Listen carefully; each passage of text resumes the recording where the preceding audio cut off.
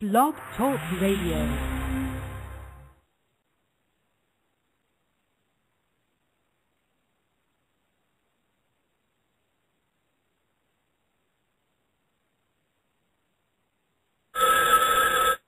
Hello and welcome to the Mental Health Hotline. If you are obsessive-compulsive, press 1 repeatedly. If you are codependent, ask someone to press 2 for you. If you have multiple personalities, press 3, 4, 5, and 6. If you are paranoid, we know what you are and what you want. Stay on the line and we'll trace your call.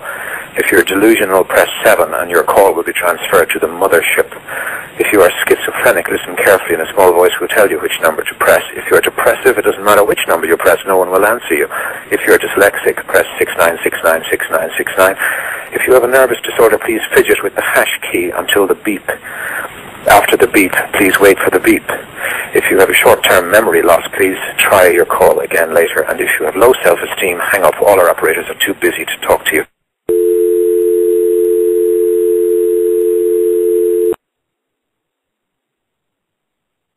Good evening, folks. Welcome to another episode of Lori's Talk News Radio. It's Tuesday, October the 2nd, 2012. This evening we've got Larry Grathwohl back with us. We didn't have quite enough time last week to finish up on that story of his, incredible story here. In fact, I believe that's him just popped up on the line. Let me open up his mic here. Is that you, Larry? Yep, it's me. Oh, okay. Thanks for showing up. Welcome again to the show. Gee, thank you for showing up. I guess that works both ways, doesn't it? It does, indeed. Yes. If memory serves, which is anything but a guarantee these days, you had gone through your telling, and for those, I'll kind of recap a little bit for those that may have missed last week or didn't catch it in the archives. Larry was a Vietnam veteran, and when he came back, he got involved with the FBI, and one of the projects that he worked on was as an informant, an infiltrator, whatever they call them. Larry can straighten me out here in a minute. And got involved with Weather Underground, and they're a pretty nefarious outfit.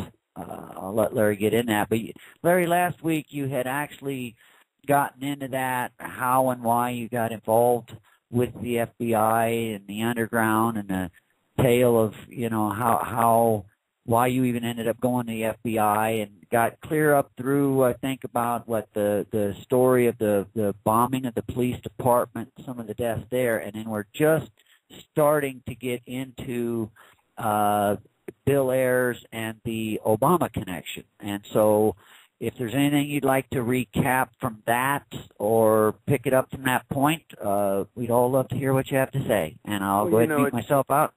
Gee, I guess I should have kept notes as to where we were last week when we quit. But you know, as far as the Park Police Station bombing, I think it's important to understand that Bill Ayers, during a criticism session of myself and several other people in Buffalo, New York, told us that because we hadn't been active enough, i.e. we hadn't blown anything up or committed any actions, that it was a sad state of affairs when the leadership person of the Weathermen, i.e. Bernadine Dorn, has to plan, build, and place the bomb at the Park Police Station. Now, at the time, I didn't know that there was a police officer killed in that explosion. As a matter of fact, I didn't even know there had been such a thing as a Park Police Station bombing.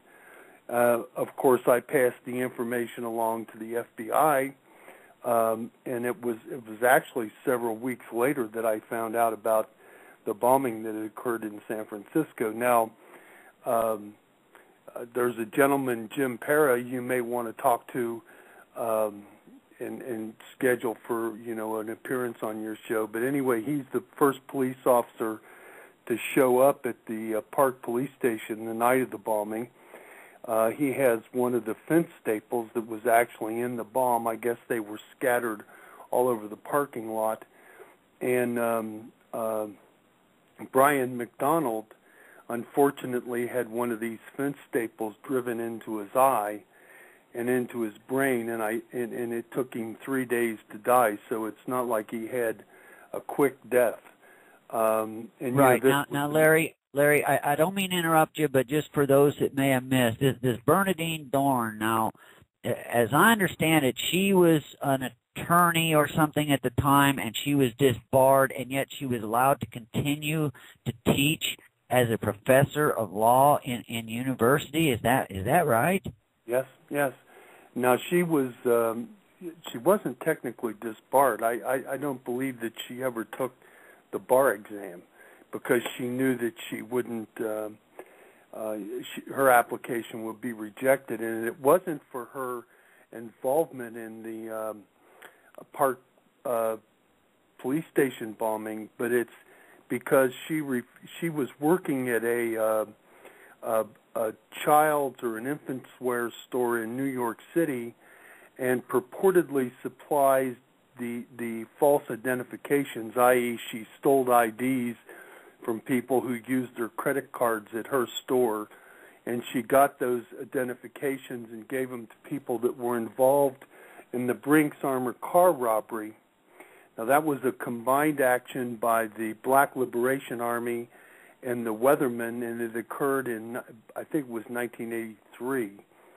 Might have been 84. I'm not sure on those dates, but anyway, in that robbery, the Brinks car robbery, there was a Brinks guard that was killed and two New Jersey state troopers. So when they caught the people and they found these phony IDs that led back to this infant's wear store and found that Bernadine Dorn had worked there, she of course refused to cooperate, and therefore she knew that because she had been in jail for I think 9 months for contempt of court for failure to provide a sample of her handwriting. So she knew she couldn't get her license. So she went from there to being a teacher at Northwestern University in law, and she also founded an organization that is for advocates for juvenile delinquents. Wow, that's just amazing to me that people that do these kinds of things can go on. And I mean, it's not just, she was holding a job doing something. She's teaching people, and now this with the children. It just never ceases to amaze me. Oh, it doesn't me either. Consider that how many of the people from the Weathermen went into education. There's Bill Ayers, who of course was a professor at the University of Illinois.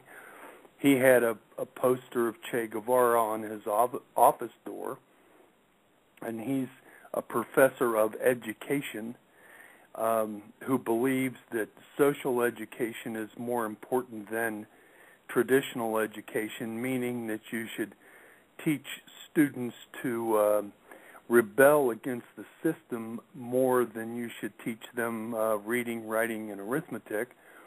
He's an advisor to Hugo Chavez in Venezuela, along with his adopted son, Chesa.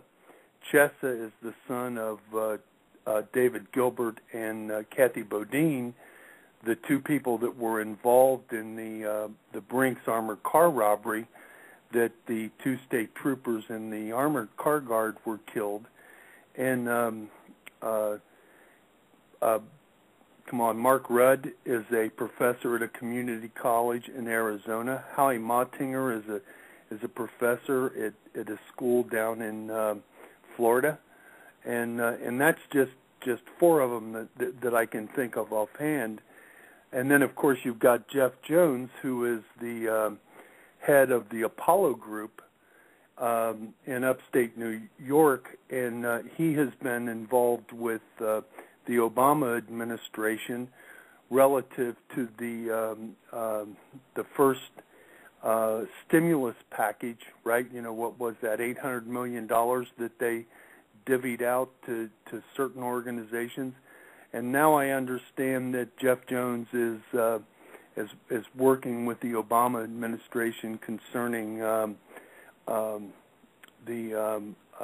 Obamacare. Well, Larry, this is one of the things that I'd really like for you to get into. Are these ties with Bill Ayers and this guy? Because my understanding is there has been some ties. If I'm understanding correctly, Bill Ayers, either in total or in part, actually helped pay for a student loan or something like this for the current President Obama, and then maybe you could get into, continue with what you were there. But I'm looking specifically for more modern times now and how it ties into this administration. Okay, and I agree with you. It's the subject needs to be focused on what's happening now versus what happened in the past. The past is only a prelude to the current situation in the future.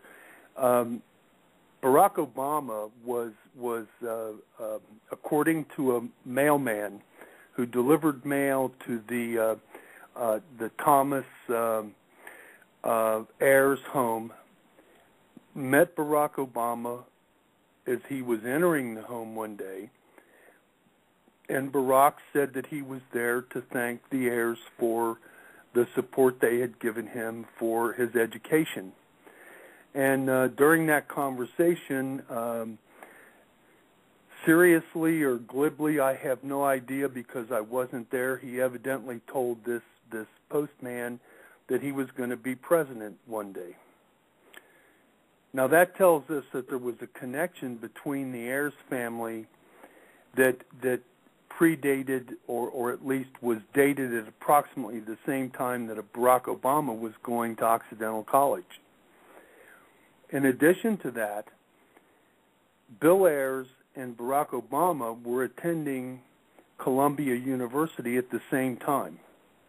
Now, that doesn't necessarily mean that they, were roommates, but they certainly had, an opportunity to know one another, especially since they were both involved in left-wing politics. And, of course, later on, Barack Obama goes to Harvard. He goes to Harvard, and he becomes the editor of the law review for Harvard University, and he never writes an article. Now, understand that if you're the editor for the Harvard Law Review, you are expected to not just edit, but write. And in this case, he's the first editor of the Harvard Law Review that never writes an article himself. Now, how many years later, Barack Obama winds up living, a block and a half away from Bill Ayers in Hyde Park, Chicago, a very exclusive neighborhood. I think that Barack Obama's home is valued at $2 million plus. And so then that a block and a half away, Bill Ayers' home has to be valued in the lower millions, if not millions. And according to Barack Obama, Bill Ayers is only some guy in the neighborhood that he knew. Well, it's interesting to note that Bill Ayers went out and accumulated about $50 million for what they called in Chicago the Annenberg Challenge. This was for education. Who do you think the chairman of the board was for the Annenberg Challenge? Barack Obama. And as a matter of fact, for at least 3 years, they shared offices in the same building. They didn't share the offices. They had different offices, but they were in the same building together on the same floor.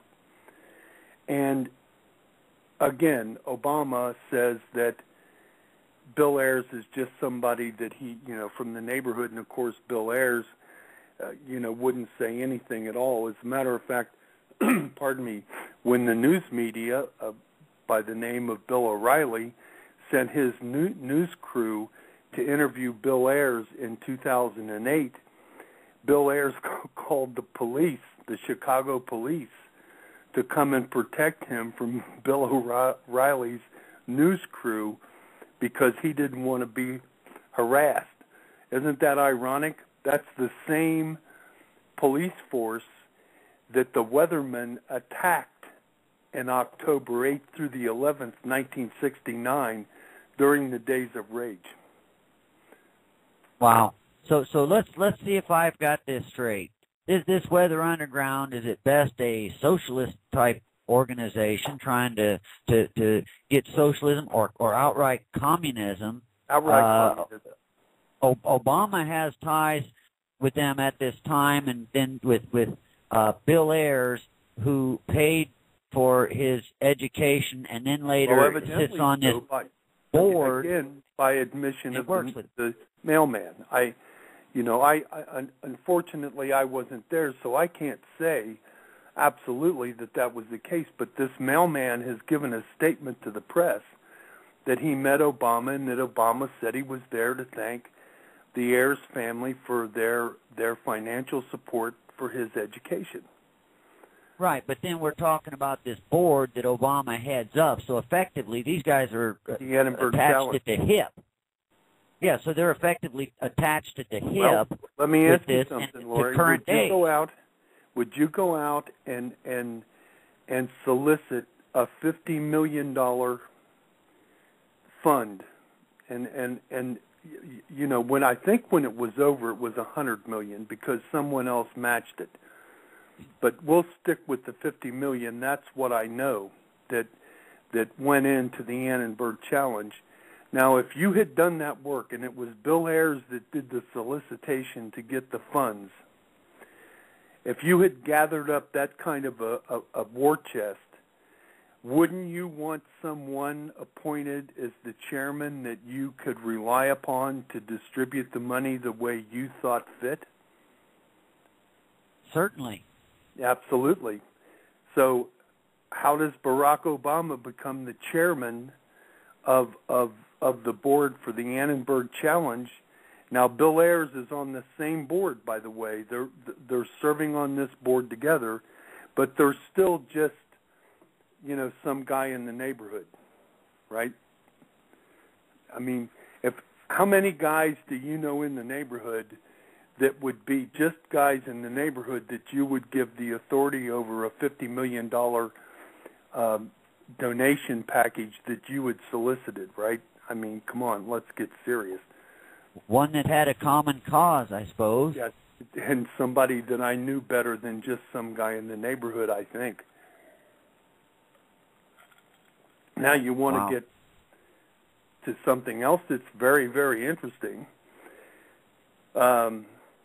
Bernadine Dorn, when she, first came to Chicago, she didn't work at Northwestern University. She worked at a law firm, and I can't think of the name of this law firm, but it turned out to be the same law firm that Michelle Obama worked at. And lo and behold, Barack Obama meets Michelle Obama at this law firm and then marries her. Now, how big of a law firm was it? Did it have 30,000 employees? Then maybe Bernadine Dorn and Michelle never met one another. But somehow I think that they had to know each other. And so how does that relate to this equation? Do you see what I mean? There's just more and more connections to our president. And let me ask you this. I think I asked you this last week, and I'll ask you again. How many domestic terrorists do you know? At least 535 of them. Really? Sorry. And how many have you had dinner with? Oh, none of them. Yes.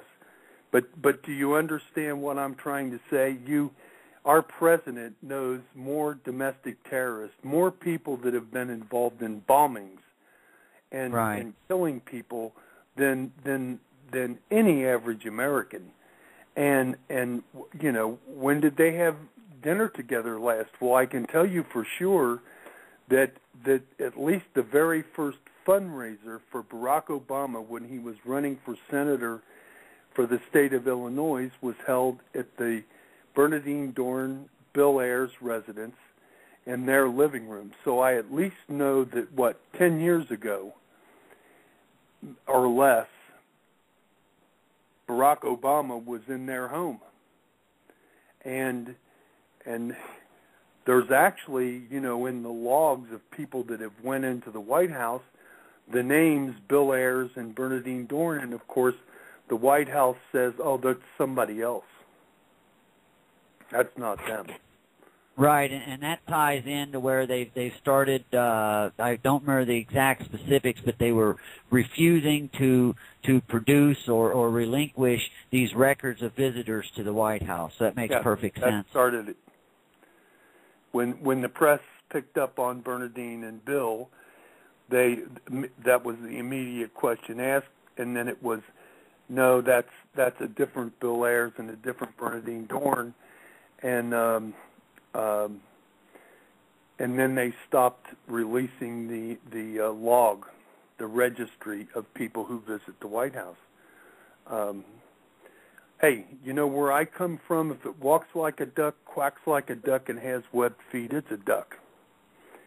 And you tell me, how can all of these connections be made? And then, we haven't even spoken to the fact that Joel Gilbert has produced a film called Dreams of My Real Father that says that Barack Obama's real father is Frank Marshall Davis, who was a card-carrying member of the Communist Party and a pornographer.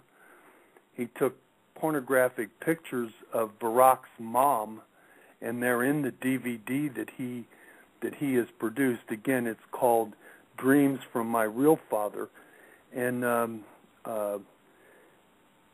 it's acknowledged in Barack Obama's book, Dreams of My Father, that his mentor was a guy named Frank in Hawaii. He doesn't give his last name, but later on it was determined that it was Frank Marshall Davis. So, right now I've heard of Joel's video. I've not had been able to watch it, but I definitely would like to get a hold of Joel and see if I can get him on this show to fill in some of the gaps there. I can set it up for you. Oh, please do if you would, Larry. That'd be nice. It'd be a nice little continuation on this continuing saga. But one of the things I find, I look into several things like we all do, and it seems like invariably when you start going down this rabbit hole, the uncanny ties that some of these people have one to another. Just an example that I'll throw out that, we'll get both sides of the political party here. When you start looking into JFK assassination and that type of thing, and Hoover, he had actually put out a memo where he had mentioned a George Bush, different one, not the same one, really. So it's not really unique when you start looking into these things. But anyway, it's kind of a side issue. I didn't mean to digress. Go ahead, Larry. I'm sorry. And I tend to agree with you that when you look at the Republican Party and the Democrat Party, I don't think there's much difference. There's crooks in both parties, and they're frankly, I'm not happy with either one of them this year. I frankly have to say I'm not even sure I'm going to bother voting, but. And that's a sacrilege to me. I've always believed that I went to Vietnam when I was 17 to fight for people's rights to their franchise, i.e. their right to vote. And I've always told people you've got no right to complain unless you vote. But believe it or not, this year I've seriously considered not even bothering. But Well, Larry, since you brought this subject up and we're starting to wind down here, that is something else, if you're comfortable, that I would like to ask you. Now, you are not a career man in the military. My father was. He was 30 years in the United States Air Force. He did go to Vietnam. And I can't help but wonder what it must be like to spend either the time in Vietnam like you did or 30 years as a career man in the military protecting a country to then find out that these types of things are going on and that this country's not what you thought it was. Would you be willing to speak to that for us? Well, I can try, and I can tell you it's devastating. It just it hurts me. It hurts me because I consider what Washington did. Okay, and I'll use him as the example. George Washington had the ability to be king if he wanted to be, and he refused. He said, no, this is a democracy, and after 8 years of being president, I'll resign or retire and turn it over to someone else. Here's a man that had all the power at his fingertips if he wanted it, and he chose not to. And I've always believed that our country was that way. I've always believed, and still do, that if someone had been put in the position that I was in, when I met the weathermen and they're talking about blowing up the world, I want to hope that every God-fearing American would have done exactly what I did. Okay, that having been said, it makes it awful difficult after the return that I had after Vietnam and the way people treated me. I remember at the end of the Gulf War, and when they had all the parades and everything, they wanted all the Vietnam vets to join in so that we could be welcomed home too. Well, I'm sorry, it's 30 years too late. You know, I've already been through all the BS, and I can't go back, and I can't change what happened, and I can't change my feelings about it.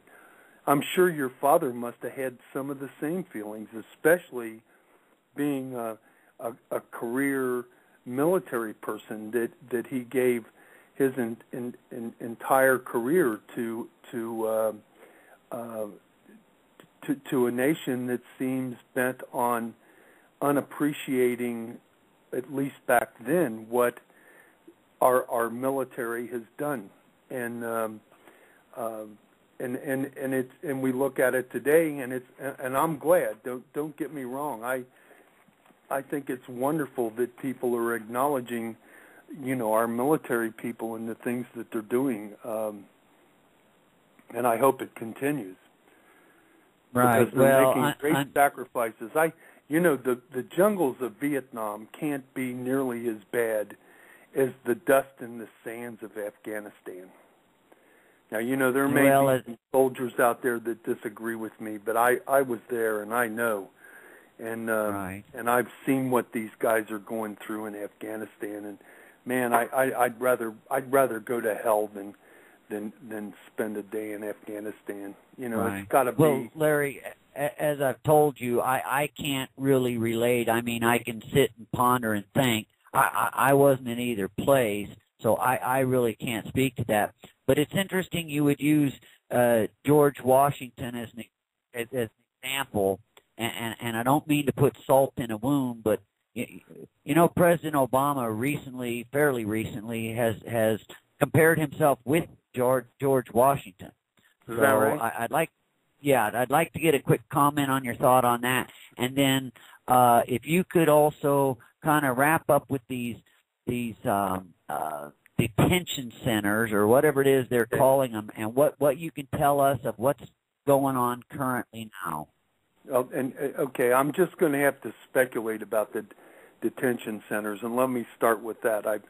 I have read, as I'm sure many of your listeners have, that there has been detention centers and prisons built out in the Southwest. This is something that the weathermen talked about when I was with them, that would be one of the first things they had to do was safeguard the revolution against the counter-revolution, and that people would have to be put in education centers, that approximately 25% of that 100 million would have to be killed. I've heard, I hadn't heard that Obama compared himself to Washington. I heard that he compared himself to Abraham Lincoln, to Woodrow Wilson, and to Franklin Delano Roosevelt. And my take on that has always been, gee, he didn't even include Washington, who is probably, the most significant president we had, again, because they would have made him king if he wanted to be. That being said, if he has indeed continued to ally his presidency with such men of distinction, and I'm including Lincoln and Washington, the fact is that Obama is not a pimple on their butt.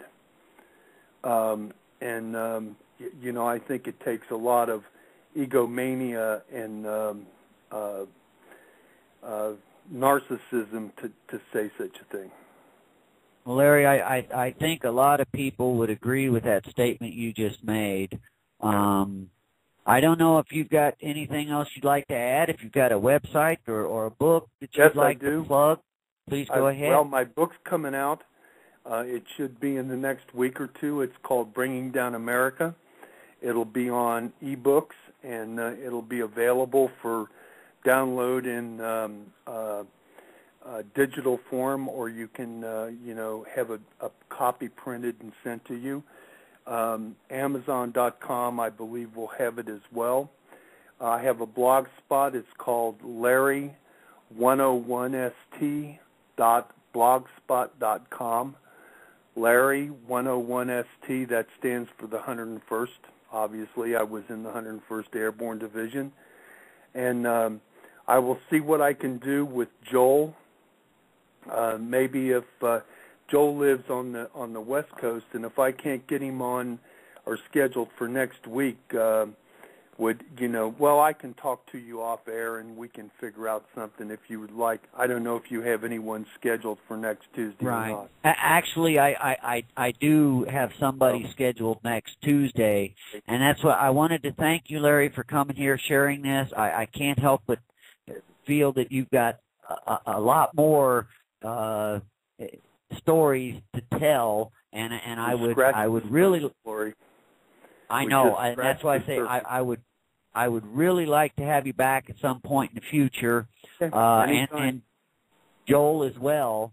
Okay. I'll try to get Joel. Okay, that sounds good. I appreciate that. Okay. And I will send you, if you want. Now, I sent you the recording of last week's show. Are those helpful? Yeah, I Is that got something it. you want? I got it. Okay, because I just do that as a matter of course, since somebody's on there if they want to have the MP3. So as soon as this is finished, I'll go ahead and send it to you as well, and you'll have this. And okay. Again, I thank you for coming. I'll be in touch with you, if not via email, Skype, and you and I've got several people that you might be interested in doing an interview with that I think would be happy to get the message out up where you're at. Oh, surely that would be nice. Well, this actually, you can access this from any place in the world. I know, but I would assume that because it's Lori in Alaska, that you've got more people from Alaska listening than you might expect from the lower 48. But you could be right. The division could be equal. I have no idea. But you're an Alaskan, and that makes it an Alaskan interview, right? Right. Well, just to let you know, actually, this started out as just this Tuesday thing. That's all I was planning on doing. But I've actually been diligently working on trying to get actual time slots with a few dedicated speakers that are right along the lines of what I'm trying to do here. So by all means, please send me a list of people and their contact that you think that might be willing or interested in doing a show, or hook them up with me, however. And again, Larry, I appreciate you coming here and sharing your story with us. Okay. Anytime you want me back, just send me an email. You know how to get in touch with me. That sounds great, Larry. Okay. Thank you. You have a good evening, and God bless you. You too, Larry. Good night. Bye.